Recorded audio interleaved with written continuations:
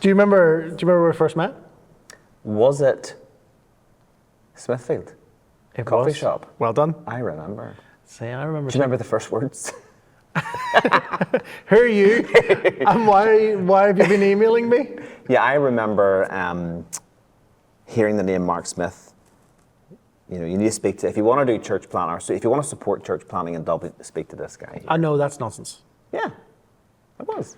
No, we were all too green then. What I remember was, who is this randomer that is doing like tours of Ireland for Christians? What is this? And I didn't think that the meeting was going to come down. Really? I thought I'll be pleasant and I'll go and I'll listen. Really? Yeah, That's what you were thinking. yeah. I didn't get it. So what were your first impressions of what you heard? What did you think I was about? Trying to do? My first impressions were that I didn't get it. Okay. But it was by the time that I left that I thought, oh, hold on, there is actually something here. Not only because it helps, Edengate helps the local church in terms of doing some of the heavy lifting when mission teams and mission trips come in.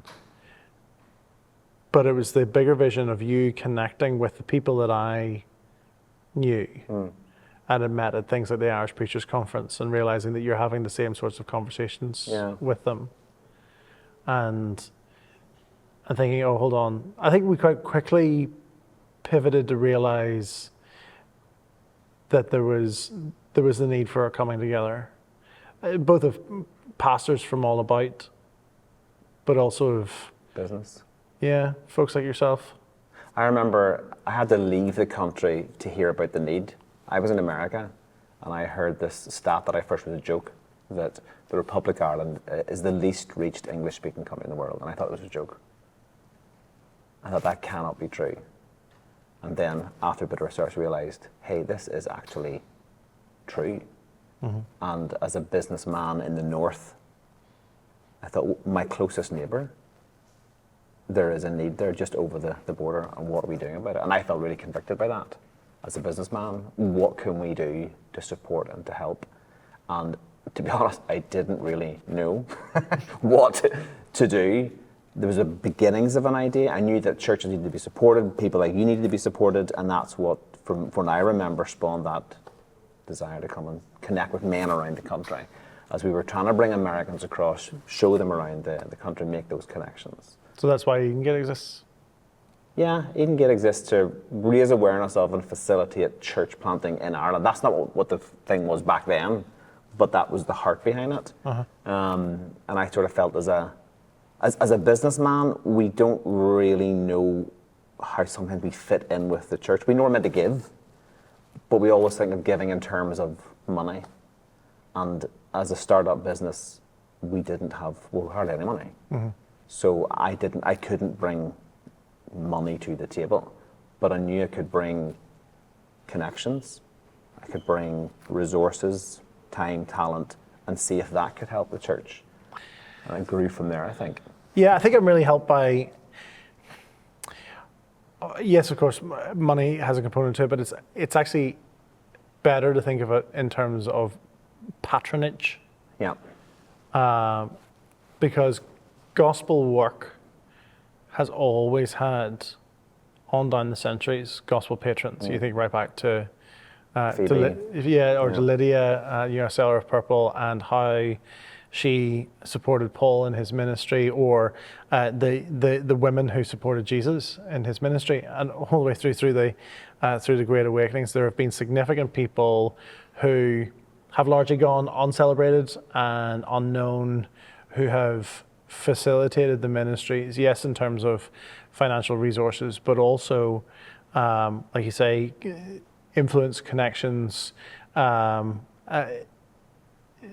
sort of or even just the expertise. Because I run in a particular bandwidth of pastoral care and the care of souls, and the preaching of the word, ministry of the word, day in, day out. You run in a different bandwidth, and there are things that I need to learn, and you can help me with, and we can also be a blessing. Pastors can be a blessing to businessmen, because I imagine, well, you can speak for yourself, but I imagine that as you're in that bandwidth, it's hard to kind of see the bigger gospel picture. Yeah, and there's this, like, I've always struggled with, Lydia and Phoebe and the ministry team and the New Testament, they were together. And I think over history that happened.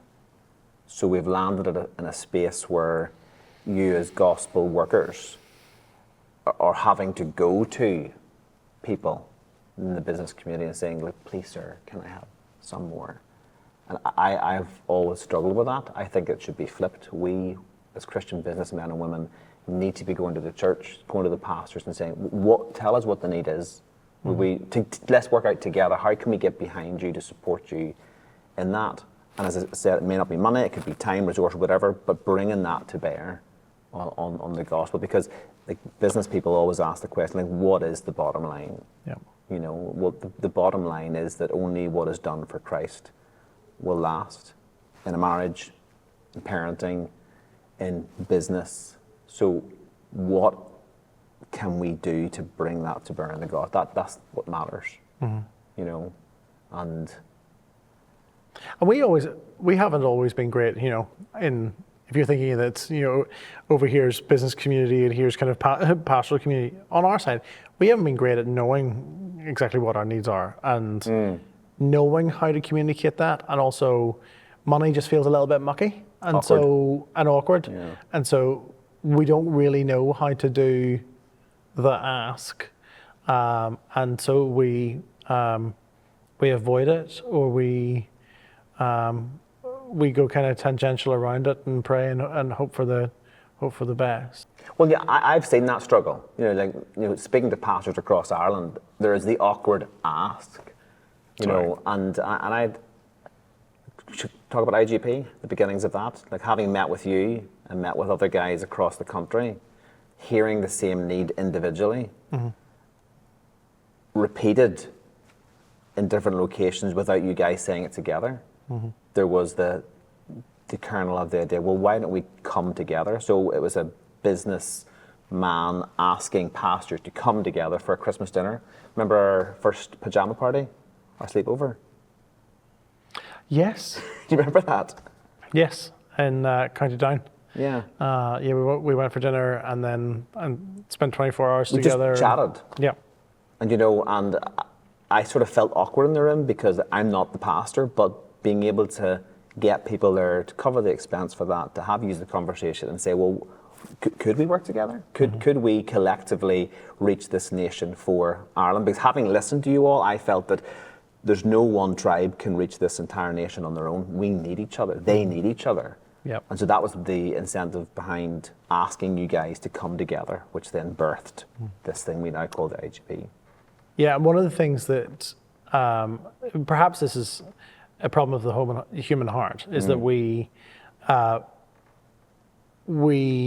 slip so easily back into siloing into our own people. We create in groups and out groups, and we don't play ball with those people, and we define ourselves by what we're against rather than what we're for.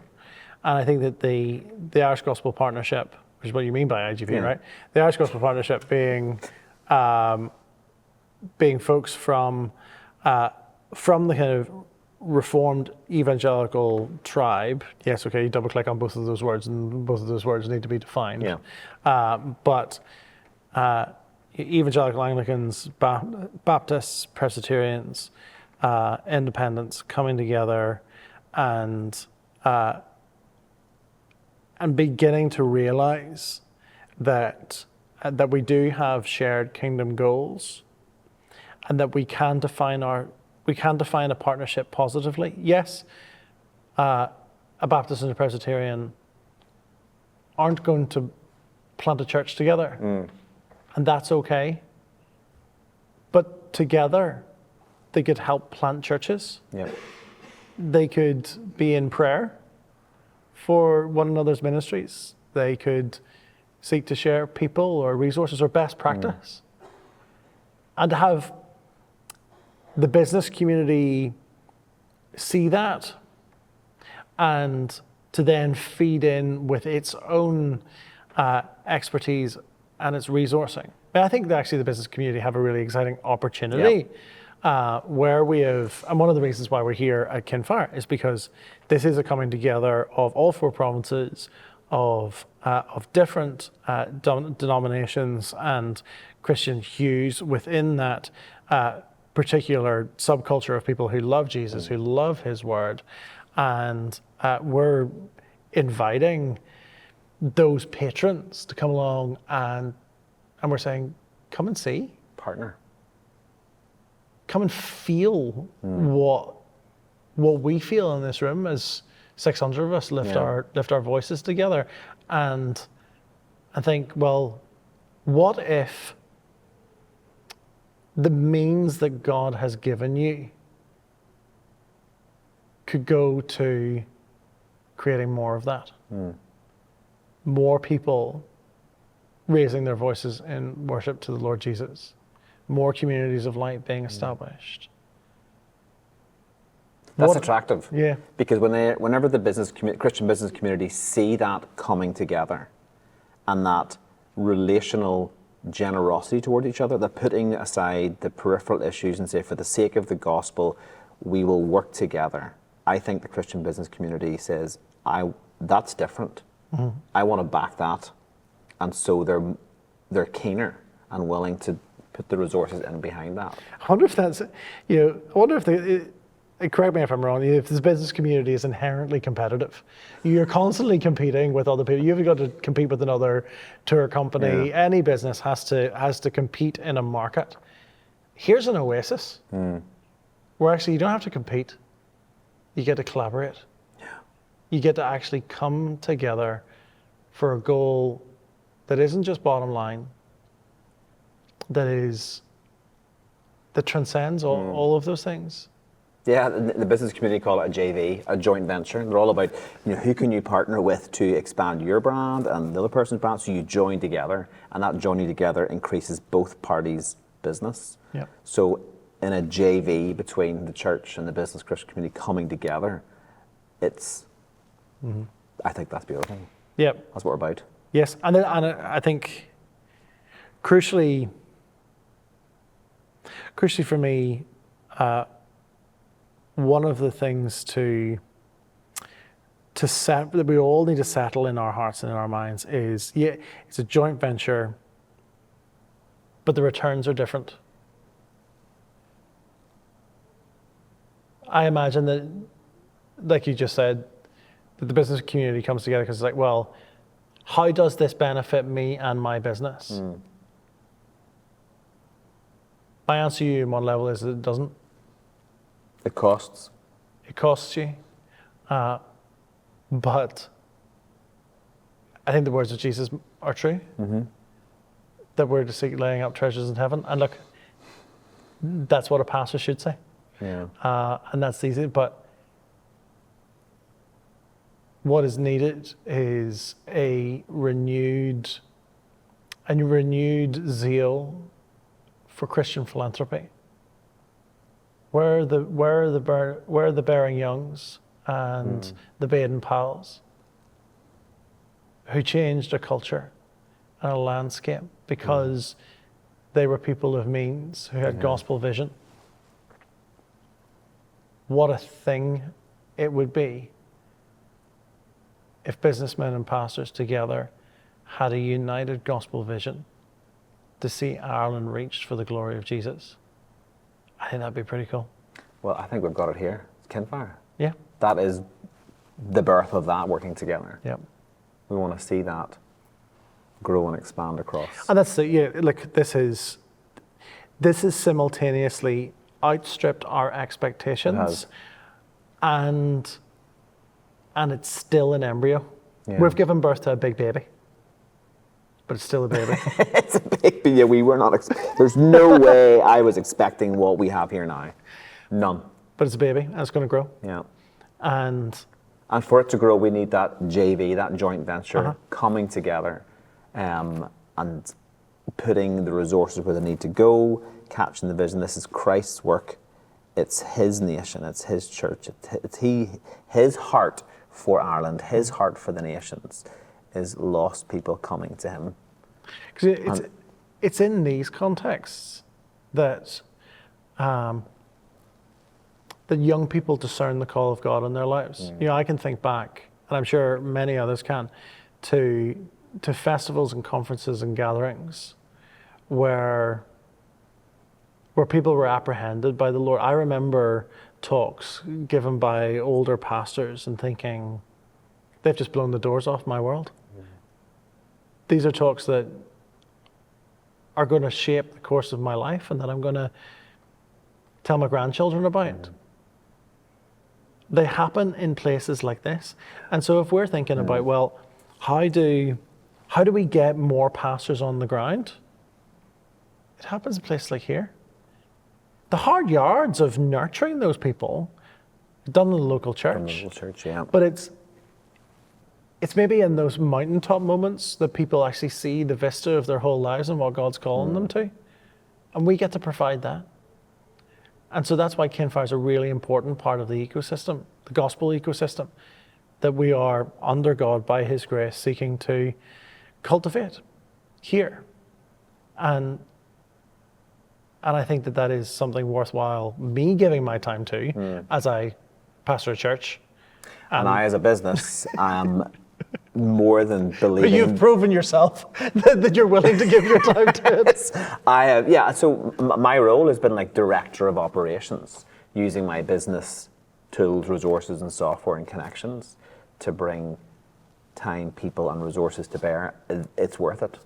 It matters and it counts. And my hope and desire is that not just to see gospel healthy churches planted across Ireland, but more businessmen, more businesswomen catching that vision and coming to stand as equal partners, different, but equal partners in the gospel with different roles, because we're not preachers. We sometimes struggle, the words fumble out of our mouth, but that's okay. Yeah. That's not what we're called to.